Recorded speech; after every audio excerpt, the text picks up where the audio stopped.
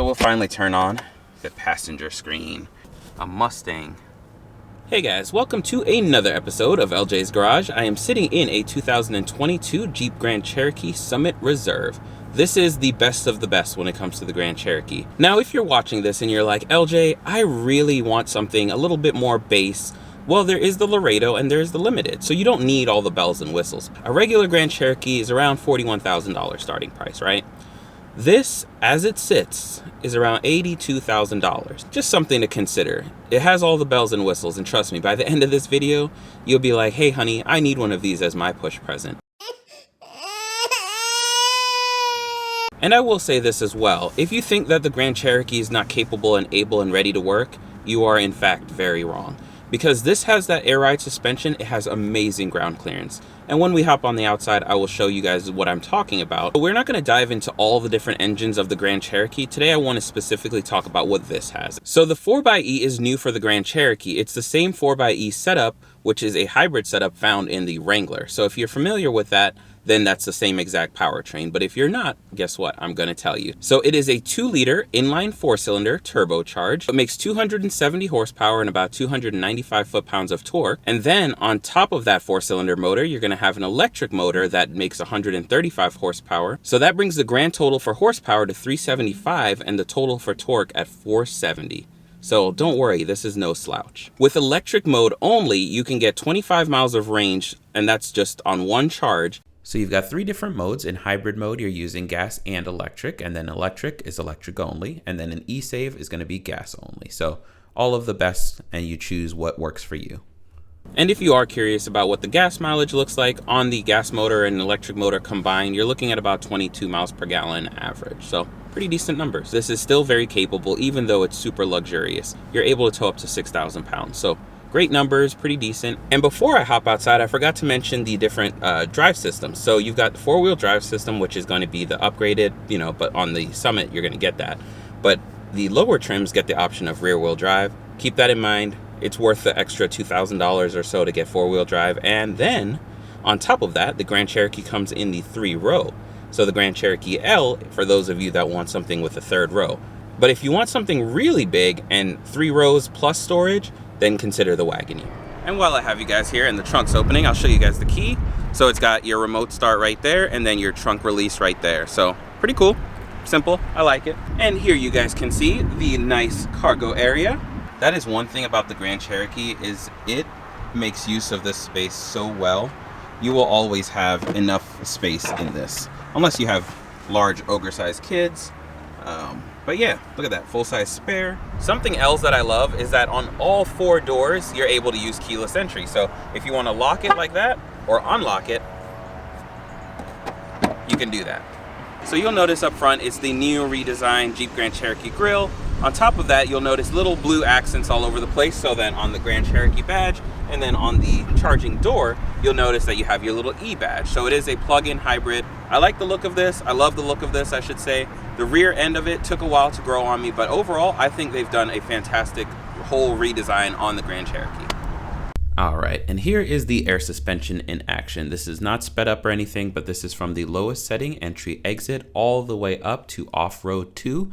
So you can see pretty nice ground clearance when you really need to get this thing out of a bad situation. Or, if you're just at the mall and you want to show off and flex.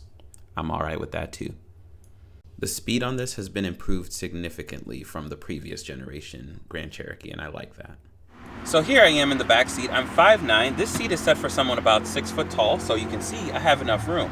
This seat's set for me, again, 5'9". I may have grown a 1/4 of an inch in that little sentence, but 5'9", sitting comfortably, right?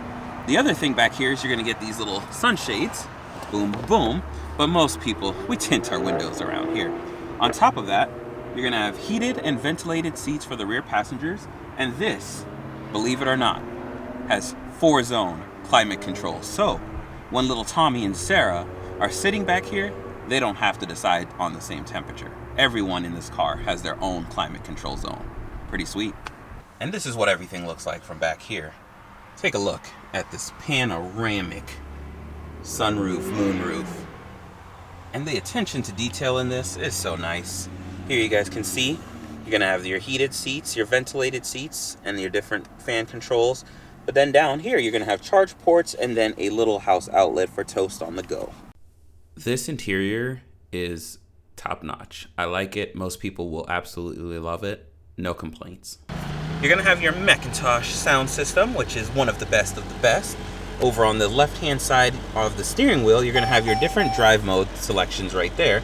Moving back over here, you'll have your memory seats. So you'll have memory 1, memory 2, and then this. You push that little button right there. Take your little head over here. Haha, massage. I'm going to go ahead and turn these on. Ooh. And yeah, that's nice. And then we'll turn our attention back to this steering wheel.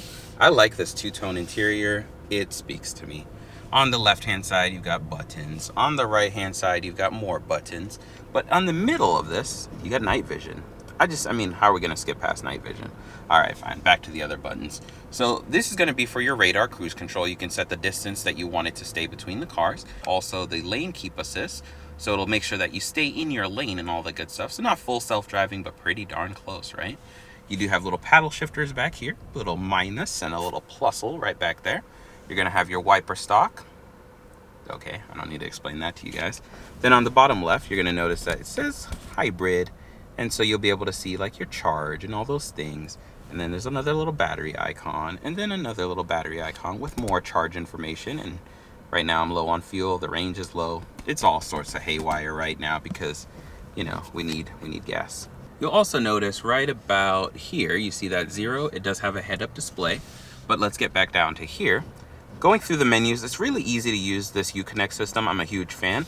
But yeah, you can see your battery range in green and then your fuel range in blue and then your total in white. So it's pretty self-explanatory, but I'm still gonna explain it to you because that's what I'm getting paid to do by making YouTube videos. I'm just kidding. I don't really get that much money. So, you know, this will be a good time. If you haven't, hit that subscribe button. Thanks. LOL. Bye. And then the 4-wheel drive modes as well. If you come over to here, you'll notice that you've got different ones: rock, sand, mud, snow, auto, and sport. And then our center console with more goodies to dive into. So lots of features to talk about in here, and we'll just do that now. If you guys notice right there, this button, it says passenger screen. If you haven't seen one of these, you're about to have your mind blown. But your lane keep assist is going to be right here. Then this button right here is going to control your regenerative braking. And so you can turn that on and off. It's technically for max regenerative braking. I can never say that word. Max regenerative braking. But if you don't know what that means, it's like if you've driven a go-kart, you take your foot off the gas and it automatically starts to slow down. So people call it one-foot driving in the electric world.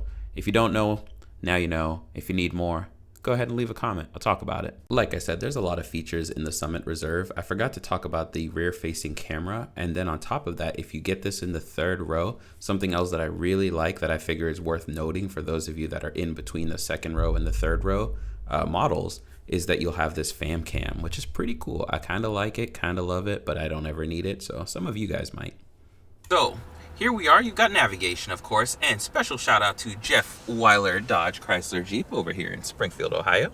If you guys are in the area, be sure to stop in and ask for Cody or Marcus. Those guys are awesome. They'll take good care of you. But let's say we are looking through this screen. There's a lot of buttons and a lot of things to get into. If you want, Jeep has some quick access shortcuts. So let's say you want to go to temperature settings. You click that, and then you can adjust your little slider. Bam, bam, very responsive. Heated steering wheel, ventilated, heated seats, all that good stuff. You already know the drill. You click on the home button, and you can do the split screen. So you have your radio settings right there and the maps. You can enjoy all of those things if you wanted. You can go into My Pages, and you can add different shortcuts and make different little widgets. All of these buttons up at the top are all shortcuts. So let's say you want to go into radio and audio, click that. You click on your Wi-Fi. This does have hotspot, all of that. You can click on this to see all your notifications.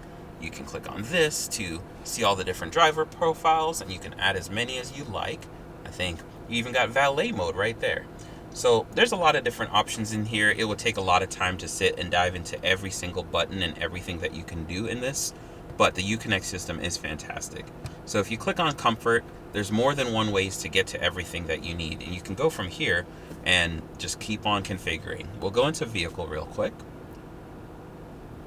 And then this is where you can see the passenger screen You can do all that from physical buttons or all the Uconnect system. So Jeep doesn't force you to just automatically, adapt to this new way with buttons and buttons and buttons. Sometimes if you want physical buttons, you have those. And if you want touchscreen, you have that. Forward facing camera, look at that. And then you got your rear facing camera, bam, bam. Then you can control your mirror dimmers. You got off-road pages. I'm not going to dive into that. You can go into your hybrid pages as well.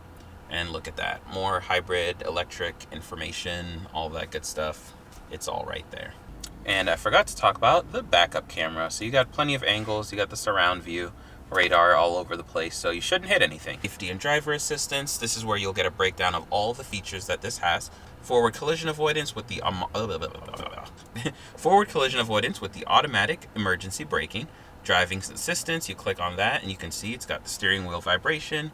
You've got active lane management, bam, bam, bam. You can set it to just warn you, or you can set it to save you. Traffic sign reading, rear parking sensors, drowsy driver alerts, blind spot monitoring, hill start assist, tire fill assist, all of these. So it has every single thing that you could ever want and need. Trust me. So then before I hop over to the passenger side and show you guys those, you can see you've got buttons for everything. So all your HVAC controls are all physical controls. And then on top of that, you've got your heated and ventilated seats, heated steering wheel, all of that right here. So you do have a little bit of redundancy if you don't like buttons. Wireless charging pad, HDMI port for the passenger side. Man, you guys are excited for the passenger side, aren't you? But then you've got all the controls for your air suspension, four-wheel drive. You've even got four-wheel drive low, and then your hill descent, all that. So, cup holders, and then more storage. Look at the front of this. It's a little Jeep, I think. All right, so we'll finally turn on the passenger screen. And the cool thing about it is if you're the driver, look at that. Can't see nothing. You need to be focused on the wheel or the road. All right, so let's talk about this thing. A couple of different things that you can do in here. Well, several different things that you can do in here.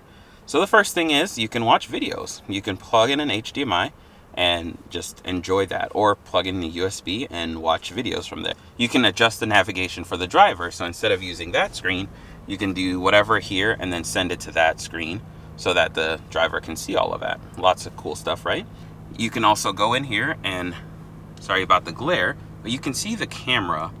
And so if you're trying to be like a spotter and maybe help with things, you can kind of do that.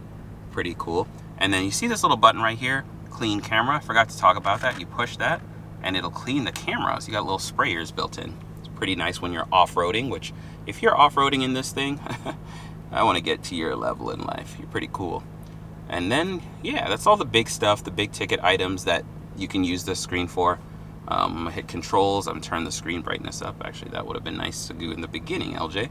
Screen off, power off, headphones, all of that stuff. So it's pretty cool. You can see all the notifications. So you can pretty much be a nice little co-pilot and have this little mini screen. So road trips are fun being a passenger princess, as they call it on TikTok. All right, and then in here you got your glove box, bam. Man, look at the materials. This is just nice. All of this is nice. Jeep has been trying to move upscale on the market, and they have done just that. At the end of the day, this is such a well-packaged vehicle. I do think that for $80,000, you are getting a hell of a lot. And if you disagree, please let me know why. If you think of a feature that this is missing, that you absolutely need for $80,000, you let me know. But driving experience, this thing is torquey, it's punchy. I love driving the 4xe with only the electric motor. It's weird. It takes a little getting used to. The regenerative braking, all that stuff, same thing. It takes a little bit of practice, but it's nothing that anyone can't pick up. I do think that people would be intimidated saying, oh, this is just a 2-liter inline 4-cylinder with a little turbo, haha. But 270 horsepower from a 4-cylinder is pretty good. This is a big SUV, don't get me wrong. But with the 134 horsepower electric motor added, this is the best of every world. You're getting electric, you're getting hybrid, you're getting gas. And all of it works very well. I love the powertrain. I love what Jeep is doing with this. And you're going to see this in a lot more products moving forward. If you are new to the channel, consider hitting that subscribe button. I do a lot of car videos. So I enjoy car talk and everything cars. So if you Want to stick around? That would be nice. It'd be great to have you on board. And like I said, special thanks to Jeff Weiler Jeep over here in Springfield, Ohio. If you are in the Dayton, Cincinnati, Columbus region, be sure to stop in and say what's up. Tell him LJ sent you. But otherwise, I will see you guys on the next episode.